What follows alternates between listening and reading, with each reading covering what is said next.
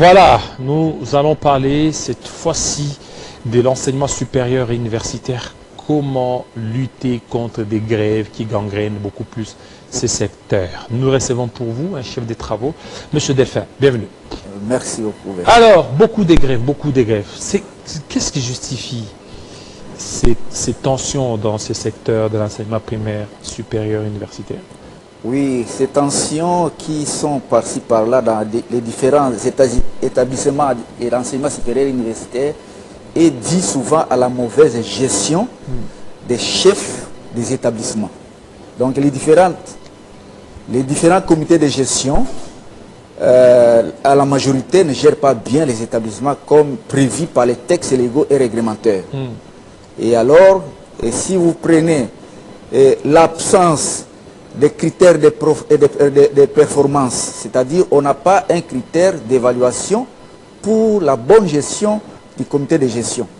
Et ensuite, il y a les salaires misérables pour les personnels de l'enseignement supérieur universitaire. Et il n'y a pas aussi un organe efficace du contrôle des ressources des établissements de l'enseignement supérieur universitaire. Ensemble de tout cela provoque des tensions par-ci par-là et la crise sociale qui est par-ci par-là dans tous les établissements de l'enseignement supérieur universitaire. Alors, est-ce que ça nécessite aussi, il faut des réformes pour mettre fin à ça, ou il faut continuer mais améliorer juste les conditions salariales des enseignants? Et il faut des réformes, je ne pense pas, puisque tous les textes qui sont là déterminent bien que non, voici tel comité de gestion, vous devez vous comporter comme ça pour que la gestion soit bonne au niveau de votre établissement. Mais malheureusement, ces textes ne sont appliqués que non pour les personnels. Pour les personnels, s'ils font des fautes, et le comité de gestion est souvent très prêt pour sanctionner les personnels. Mais lorsqu'il y a des fautes graves commises par les membres du comité de gestion, ceux-là ne sont pas punissables au niveau de l'enseignement supérieur universitaire.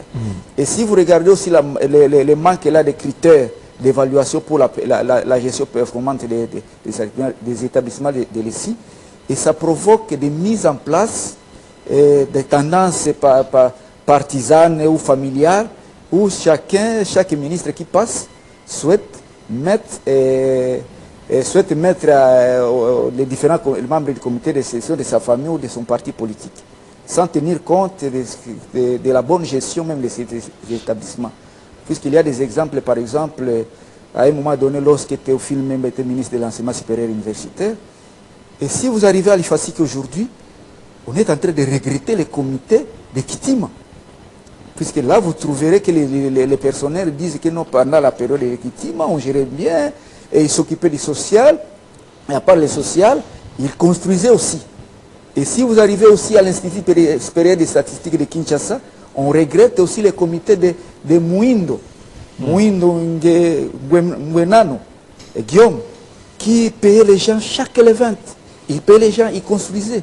Mais le ministre de l'époque avait souhaité seulement de les changer pour rien. Et lorsqu'on change les gens, ceux qui entrent là-bas, même s'ils ne gèrent pas bien, même s'ils détruisent l'établissement, mais malheureusement, parfois, ils deviennent les chouchous de l'autorité de tutelle.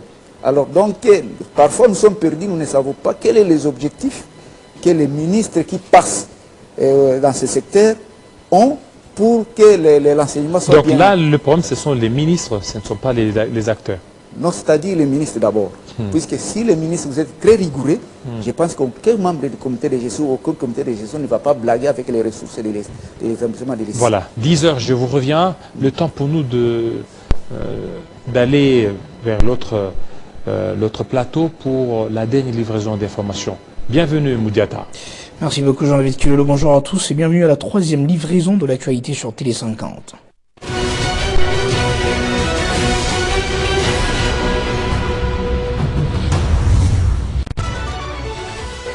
À la une de l'actualité, monkeypox en République démocratique du Congo. Kinshasa compte en ce moment plus de 10 cas, dont 8 sont déjà confirmés, a révélé hier jeudi le ministre de la Santé, Samuel Roger Kamba. Il a annoncé au cours du briefing organisé par son collègue de la communication et médias, Patrick Mouyaya, une riposte structurée du gouvernement après une augmentation exponentielle des cas est en vue.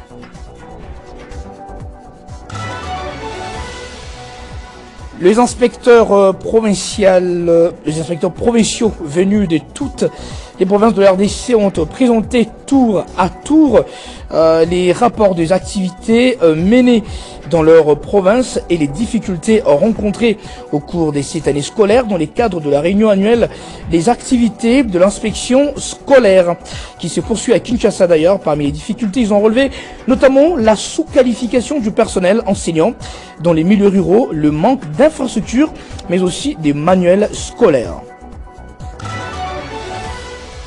En dehors de nos frontières de la RDC, parlons encore de la santé où un quart des variants létals du monkeypox vient d'être détecté en Suède pour la première fois hors du continent africain.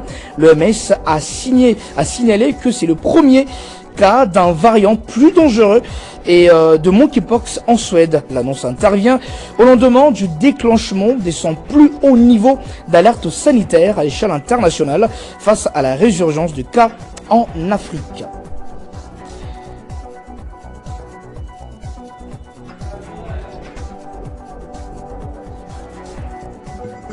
Retrouvez toute l'actualité en continu sur www.tele50.cd.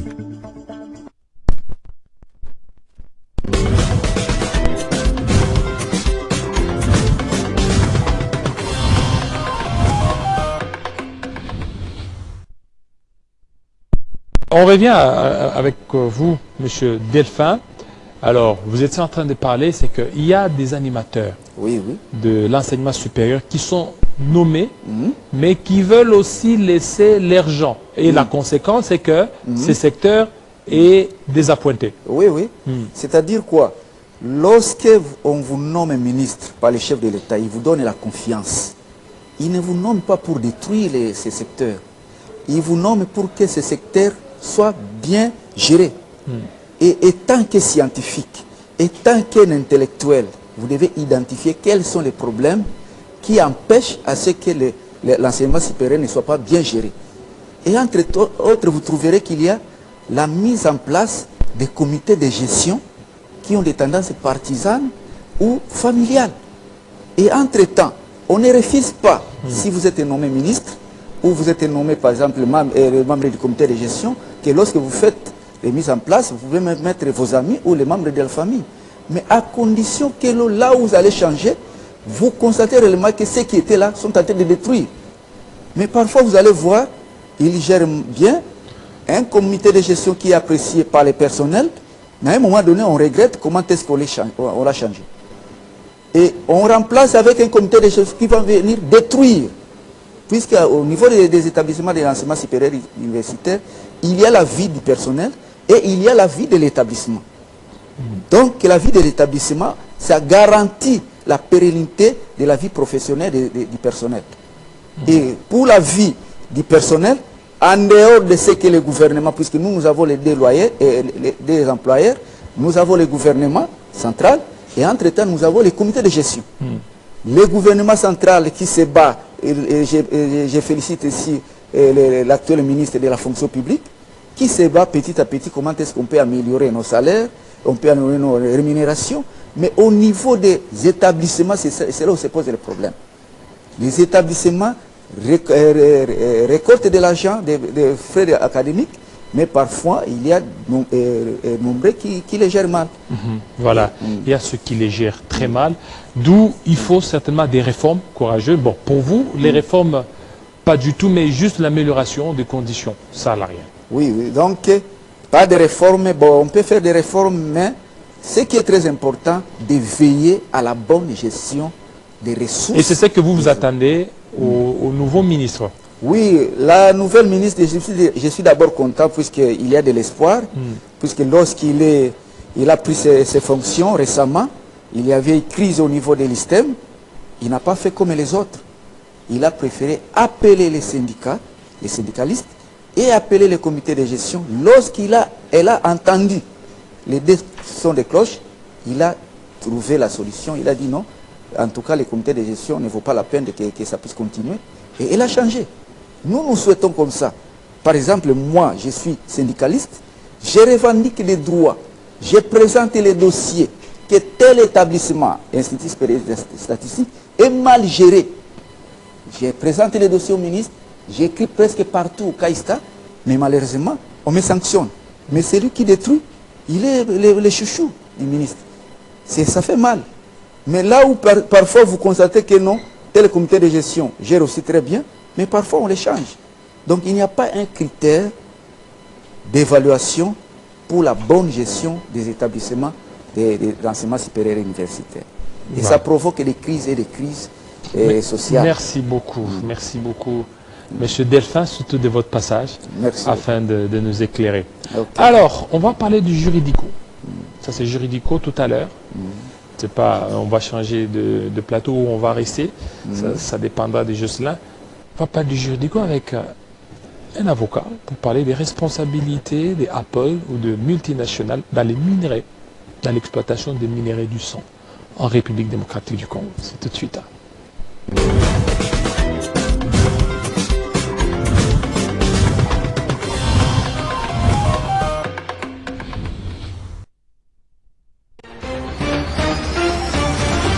JMK.